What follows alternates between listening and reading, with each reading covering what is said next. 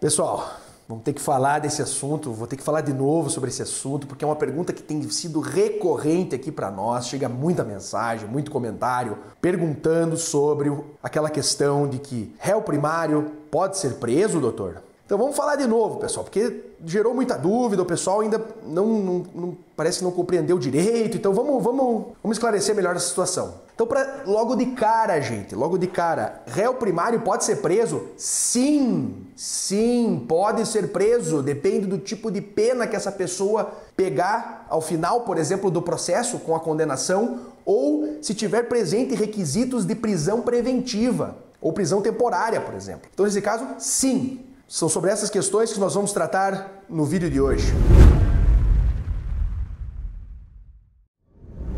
Olá pessoal, eu sou Geraldo Tadeu Jorge Filho, eu sou advogado criminalista aqui na Agulha Advogados e hoje nós vamos tratar novamente, porque é um tema de muita importância que eu vejo que tem muita dúvida aí, que é sobre se o réu primário pode ser preso ou não. Se a pessoa que nunca respondeu um processo na vida e comete um crime e começa a responder um processo e é condenada, se ela pode ser presa ou não, ou se ela pode ser presa durante o processo desse crime que ela cometeu pela primeira vez. Então, pessoal, logo de cara, sim, o réu primário pode ser preso, dependendo das circunstâncias no processo, se tiverem presentes requisitos para a prisão preventiva ou dependendo da pena que ele pegar. Então, se ele pegar uma pena de 1 a 4 anos, por exemplo, a lei estabelece regime aberto. Então não, essa pessoa não vai ser presa. Ela vai ter que lá cumprir as condições lá do regime aberto, limitação de final de semana, essas coisas, né? Um monte de outro.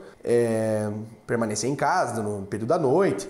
Então, nesse caso, né? Agora, se ela for pegar uma pena maior de 4 anos e menor de 8, aí a coisa já muda. Porque aí o regime previsto é o semiaberto. O semiaberto é em colônia penal agrícola, agroindustrial. Então a pessoa, sim, pode ser presa e encaminhada para a colônia. Ela vai ser liberada para trabalhar durante o dia, mas vai ter que recolher ao cárcere à noite, né? Vai ter que se recolher ao estabelecimento prisional. Mas, por exemplo, é importante, caso não tenha vaga suficiente na colônia, é importante que você contrate um advogado para que ele peça que seja harmonizado o regime semiaberto. O que é isso? Vai colocar tornozeleira no sujeito. E prisão domiciliar, mais ou menos, vai liberar só para trabalhar, mas vai colocar uma tornozeleira no cara, né? Uma tornozeleira eletrônica, vai estabelecer condições para que ele trabalhe e ele vai ficar, digamos assim, solto, mas vigiado, né? Com a monitoração eletrônica. Agora, se pegar uma pena acima de 8 anos, aí é regime fechado. Aí é prisão, né? Condenação e prisão certa. Por quê? Porque são normalmente os crimes mais graves, né? Conforme maior o aumento de pena, né? Mais grave, né? A situação e mais chance de pegar um regime fechado. Então, gente, mais uma vez, o sujeito lá é preso, é primário, né? Mas cometeu um crime grave, cometeu um crime de roubo, lá, participou de um assalto com arma de fogo na cara da pessoa, violência, deu porrada, levou o patrimônio. Ela pode ser presa, doutor, mesmo que seja um pequeno deslize dela na vida, que ela nunca mais cometa crime e que ela nunca tenha cometido antes, né? Porque o que é o réu primário? O réu primário é aquele que não tem condenações anteriores, né? Definitivas. Então vamos lá, esse sujeito lá, cometeu um deslize, né? Foi a única vez que ele se juntou lá a um bando e cometeu um assalto, por exemplo. Ele pode ser preso? Sim, pode ser preso. Tanto com a prisão da condenação dele ao final do processo, quanto no meio do processo. Ou no início do processo. Como assim, doutor? No início do processo, sem condenação? Sim, gente, sim. Prisão preventiva. Nesse caso, por exemplo, quando que decreta a prisão preventiva? Prisão preventiva é para garantir acautelar o processo, que eles falam, né? Garantir que ocorra normalmente o processo e garantir a defesa da sociedade. Então, por exemplo, o sujeito lá comete um crime gravíssimo, né? Primário, mas comete um crime grave, sei lá, um sequestro, um assalto assim extremamente violento, um tráfico de drogas assim envolvido com organização criminosa, tal. Né, com imensa quantidade de droga, com imensa quantidade de armamento, por exemplo, junto. Nesse caso, com a gravidade concreta da conduta, poderá ser decretada sim a prisão preventiva do réu primário para a garantia da ordem pública. Isso que as pessoas normalmente não entendem, mas ele é primário, nunca respondeu nada, pode ser preso no meio do processo, no começo do processo? Sim, gente, sim. Se tiver preenchido o requisito da prisão preventiva, né, devidamente fundamentada, né, para isso que você tem que contratar um advogado, para que ele avalie se a decisão está dentro da legalidade, se a decisão de prisão está justa ou não, para que ele avalie essas condições e entre, por exemplo, com o habeas corpus, ou com o pedido de relaxamento da prisão, né, revogação da prisão.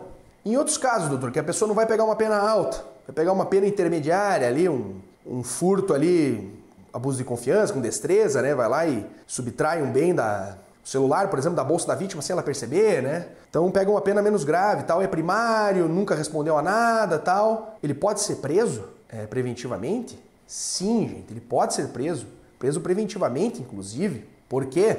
Porque em caso esteja previstas condições da prisão preventiva, como, por exemplo, a outra condição que nós vamos falar agora, embora o crime não tenha uma gravidade concreta a ponto de justificar a prisão do sujeito, né? Nesse caso, uma subtração. Claro, gente, o cara tem que pagar se ele tentou subtrair e tal, porra, ocasionou um dano e tal, mas se não é muito grave, tenta-se não colocar o cara na prisão, vai estabelecer de maneira proporcional, né, ao final a pena. Mas, se nesse caso, por exemplo, ele começa a ameaçar testemunhas do caso, ele começa a confrontar, né, testemunha, começa a ir atrás dessas pessoas, ameaça queimar algum tipo de prova, algum tipo de documento, né, ameaça a vida, né, da vítima, por exemplo. Nesse caso, esse sujeito, ao longo do processo que está fazendo isso, ele pode ser preso sob a justificativa da garantia da instrução criminal. Por quê? Porque ele está ameaçando a coleta de prova, ele está ameaçando a vítima de depor, ele está ameaçando a juntada de documento no processo, de perícia, por exemplo, está ameaçando o perito, está impedindo a regular produção de prova para o processo.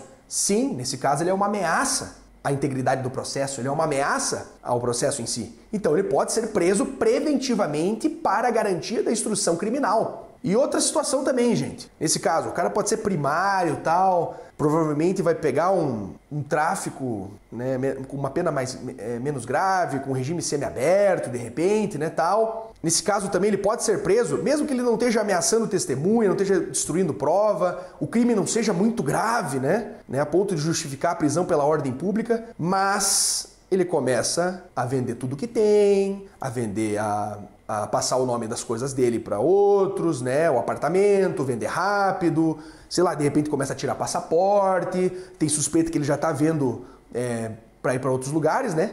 Então, havendo risco de fuga, né? Nessa situação, né? Risco de evasão do sujeito, o sujeito não tem tudo, as circunstâncias estão indicando que ele não quer responder o processo, ele quer fugir, ele quer dar no pé, ele quer vazar, velho, não quer responder. Nesse caso, ele pode ser preso preventivamente para garantir a eficácia da aplicação da lei penal, né? Porque ele está querendo fugir.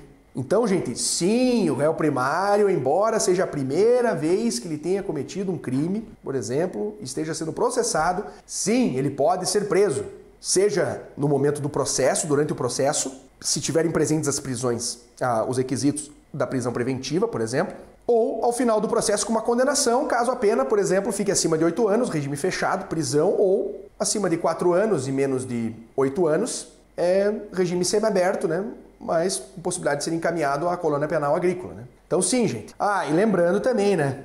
Doutor, mas digamos assim, o meu irmão pegou, né? Meu amigo, pegou uma pena inferior a 4 anos, menor de 4 anos, e foi preso na condenação. Então, gente, se tiverem circunstâncias desfavoráveis dele, circunstâncias pessoais desfavoráveis, pode ser que o juiz estabeleça um regime mais grave, né, do que o previsto normalmente para esses tipos de crimes que são mais leves, com pena de 1 a 4 anos. Então é importante que você vá lá e consulte com um advogado criminalista, contrate um advogado para que ele avalie as condições em que se deu o processo e se foi estabelecida uma pena justa ou injusta, né? Então é muito importante isso, gente, tem que ir atrás, né, para que tudo seja cumprido dentro da lei. Resumindo, né, réu primário sim pode ser preso ao final do processo com uma condenação ou durante o processo, se tiver presentes os requisitos das prisões da prisão preventiva, né?